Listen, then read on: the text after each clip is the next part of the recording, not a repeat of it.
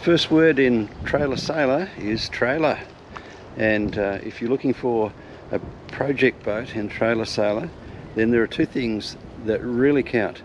Number one is the trailer, number two is the motor, and then third I would place the boat.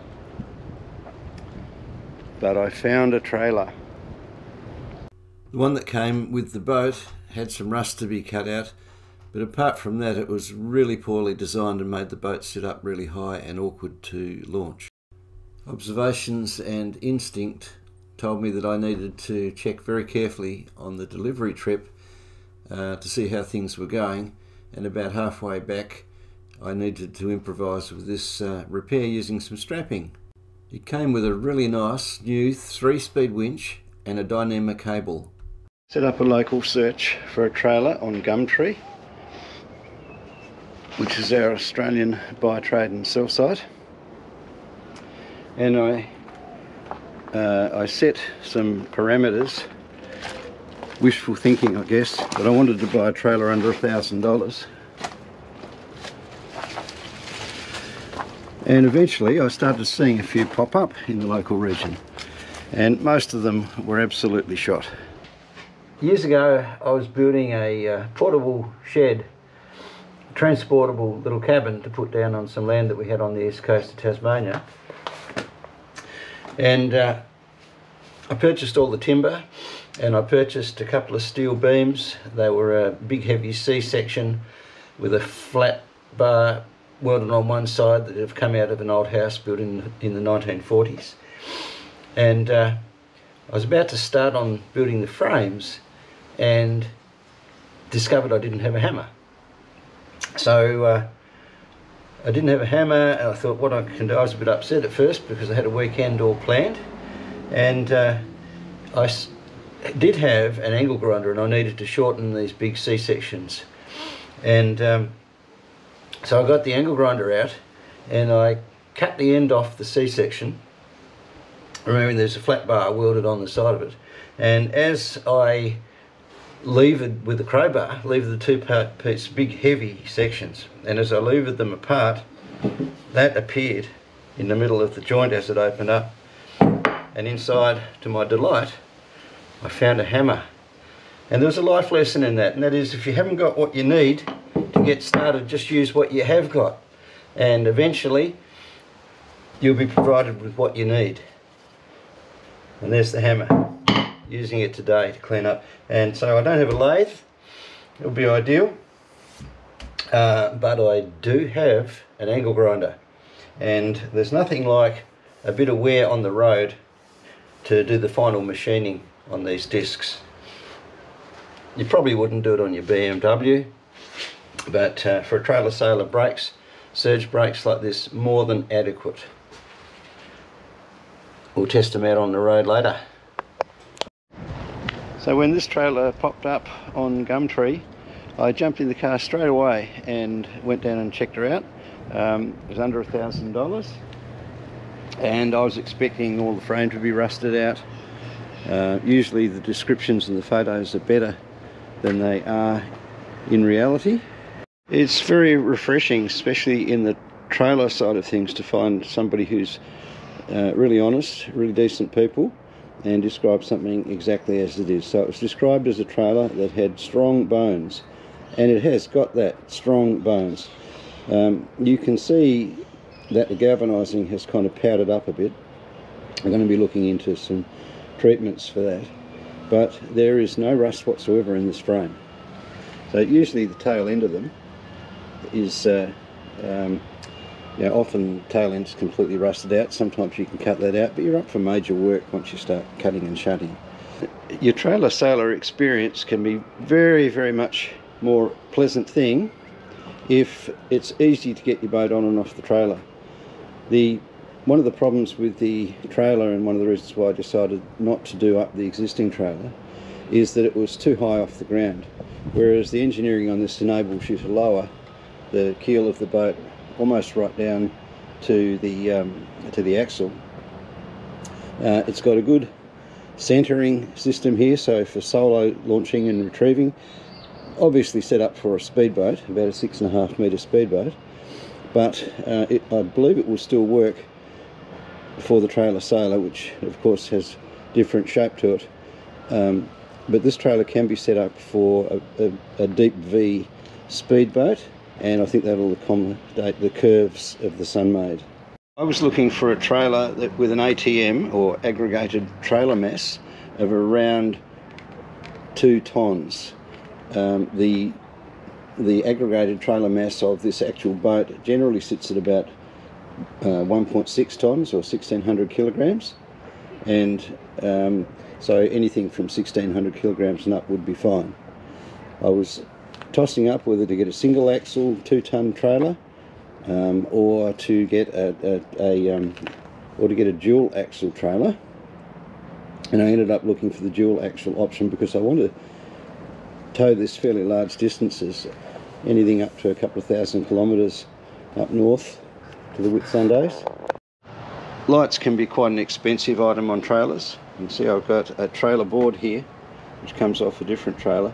Both sets of lights do actually work, but they're traditional kind of festoon light bulbs, and they just cause trouble. You can already see in this one there is some condensation inside. They don't last long, so I'll change that to LED and I'll wire it properly.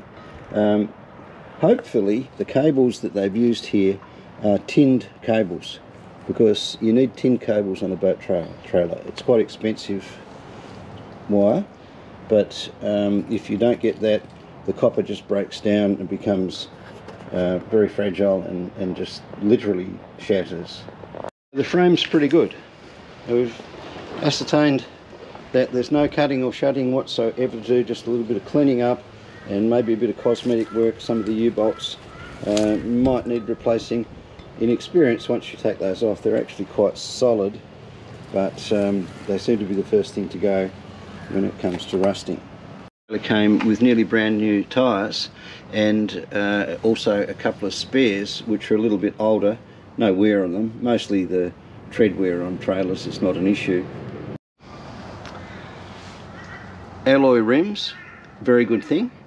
Galvanised rims can rust out and you need to look closely at them. They can look really good, but then you can find that they're all rotten around the hub there. So alloy's good. 13-inch wheels, definitely a plus, and can't be done on a single axle for a 2-ton trailer. But the 13-inch wheels get everything down low, and the lower it is, the less water you need on the launching ramp. So benefit of a tandem trailer is 13-inch wheels very low. And again, you see this configuration that lowers the keel of the boat almost down to the axle, making it simple to get the boat in and out of the water, especially when trying to manage that single-handed. A little bit of surface rust and a few cracks in the mudguards, that's not a big issue. I could replace the mudguards, but probably because this is a budget job, I probably won't bother replacing those. I'll probably grind them off, a little touch of weld here and there, and then put a bit of nice epoxy on them, and then paint them. Thoughts on bearing buddies, shared by some mechanics. I think they're a curse. However, used with care, they can actually work quite well. The reason why they can be a curse is that there's a temptation to squirt too much grease in there, builds up inside, fills the cavity and causes overheating, and then can break out here on the inside of the bearings there. That seal can actually pop out the back, and then the grease comes out, gets all over your discs, and can rot your brakes off. I'll talk more about them in a minute. Obviously, being built and set up for a speedboat, which has a massive big engine on the stern of it, in order to get enough drawbar weight, you need to get the bogie whirled back. And you can see here, this has had a pretty big boat on it, and the bogie is set up way back as far as you can possibly get it, in order to get enough drawbar weight so you can tow it safely. Drawbar weight should be a minimum of 10%. of the aggregated trailer mass. So in this case 10% of 1.6 is 160 kilos. I'll be aiming for about 200 kilos. The way that I'll do that is I'll shift this entire bogie, so I can undo these U-bolts, 1, 2, 3, and I'll shift this entire bogie forward.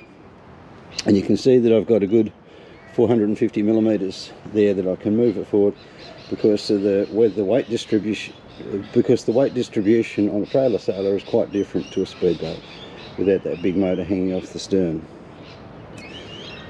I've got a much longer drawbar than is necessary, and here again the winch post can be moved back, and I will probably move it back to here. I could potentially shorten the drawbar, that's not a big issue, but a long drawbar is an advantage because I can get the boat back in the water, and again makes it easier for solo launching. Brakes on this one have got a fair bit of surface rust on them, but even the cable is, it's a little bit coloured, and I will replace that. I'm thinking about Dyneema as a cable. I'm interested in people's thoughts on that, but I think Dyneema is a good choice because it's certainly not going to corrode at all. Strong jockey wheel on it. I do prefer the ones which have a swivel on them, but this one's in such good condition I don't think I'll incur that extra expense. Be endeavouring to lower the rollers. Obviously this front roller can't be lowered anymore, and this will be sort of, the bow of the boat will come back here. This will be the most forward part of the keel, the flat part of the keel. Most keels are pretty straight running through, but these ones here can come down, so this will come down a little bit, this one will come down a bit more, and this one will come down quite a lot, and then I can raise these wobble roller setups here so that they provide the support coming onto the boat. I will take all of these shafts out here, and it's all a bit crunchy there. I've found that if you grease these rollers, it doesn't affect the plastic in the rollers themselves, and it'll enable the boat just to shoot off the back without any grunt. I don't want anything that involves sweat and muscle. It's got to all be working nice and smoothly, and I think this will. So everything above the bogie, all the operating gear underneath, is in good condition, and that's why I paid for it, hooked her up and took her home. Very, very happy. So, and my first thoughts, the obvious one, is that the springs are reasonably corroded and you'd be better off replacing them. However, I don't think they're in any danger of breaking. On the subject of brakes, you can see that only one of the axles is braked. So this hub is just a basic hub, whereas the forward axle is braked. And here we've got disc brakes. You can see the shape of this hub is such that it gives you enough clearance there, even with a fairly wide tyre, so that the caliper, the brake caliper, clears the wall of the tyre. The brake pads themselves, of course, are completely destroyed. Many people seem to just use the cheap brake pads for, say, a caravan or a road trailer rather than a boat trailer. You can buy marine discs, so they're stainless steel backed pads, and that's definitely what will be going on here, because they fall apart and could result in a catastrophe on the highway. So I'll pull those pads out, get rid of all the rust. Surprising, the discs and so on, again there's a bit of surface rust there, and I'll be cleaning that off and seeing if I can salvage those hubs. That's the cost I don't really want to have to incur, but I will do if I need to. Get this trailer restored and back on the road with a minimal amount of cost and a minimal amount of time. Pretty soon you'll see the progress on the boat starting to take place. I've already cut out the cockpit floor and I need to replace that, and then I want to do up this trailer to a point where it's roadworthy enough to get her in the water and have a little bit of shakeout sail. The trade winds are really starting to come in now, nice 15 to 20 knots southeasterly, and I want to hook into that and head north. New boat is fantastic. The new old boat. The new old boat. Once it's fixed up, it's going to be fantastic. Yeah, okay. So Kurt, my neighbour, has done a lot of sailing. He spent 35 years sailing and up and down the East Coast. Yeah.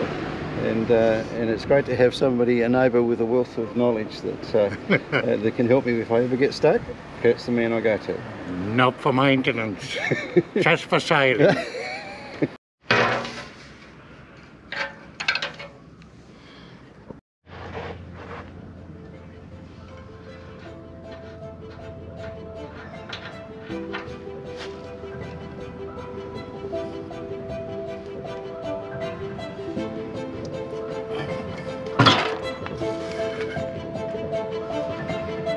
So I'm going to take a ball peen hammer and just flake away that scale.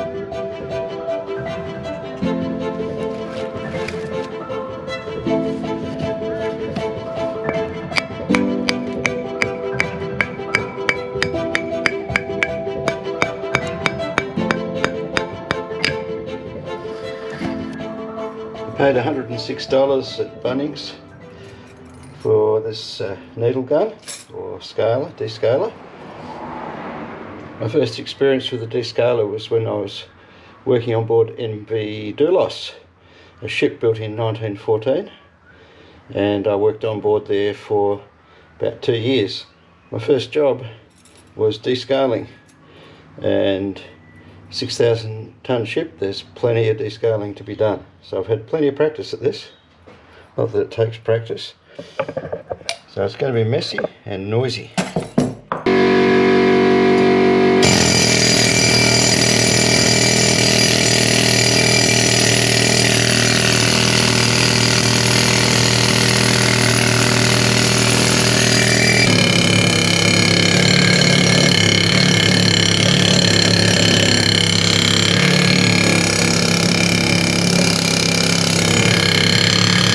Have a lathe, so machining the rotors, I'll have to find another option, and 80 grit flapper wheel on the grinder is the way to go.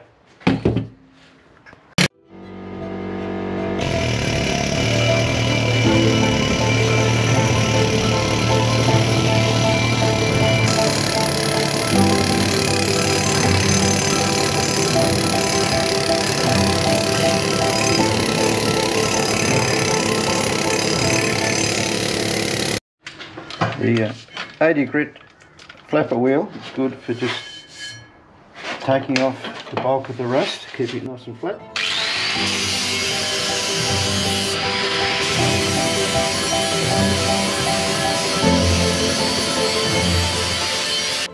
I'm just prepping this for coating with the rust converter, using this one, Ionise.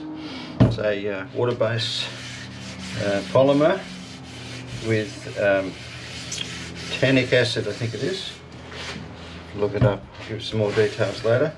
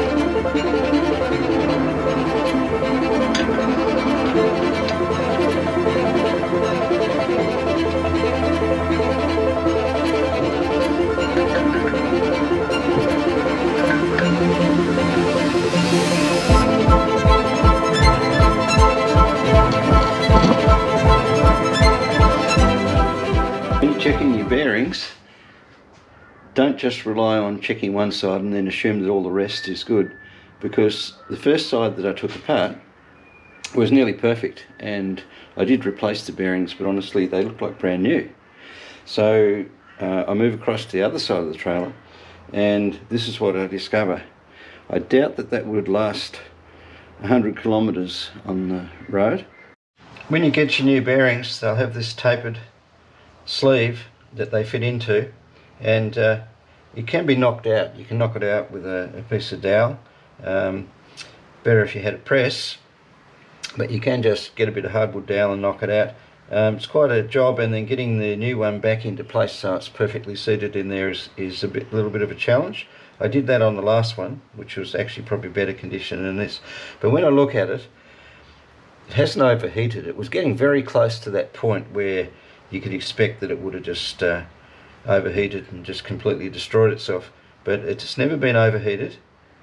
No signs of heat there at all. Just a little tiny bit of light chatter there, which you'd expect from bearings that are not greased properly or where there's water emulsified in the grease. So I'm going to leave those in there and replace the new bearings into the existing flanges. The rust converter, so much better than I think it was phenolic acid or something like that we used to use. It was all a bit nasty, and you'd have to wrap it up in Glad wrap to keep it moist while the conversion was taking place overnight. The tannic acid in this rust converter converts the iron oxide into iron tannate, which is black, stable, and water soluble. The polymer, which is an organic polymer, creates a tough and resilient surface, protecting it from further oxidation. Thanks for watching. Keep an eye out for the concluding part of the trailer restoration next week, and don't forget to like, comment and subscribe to the channel.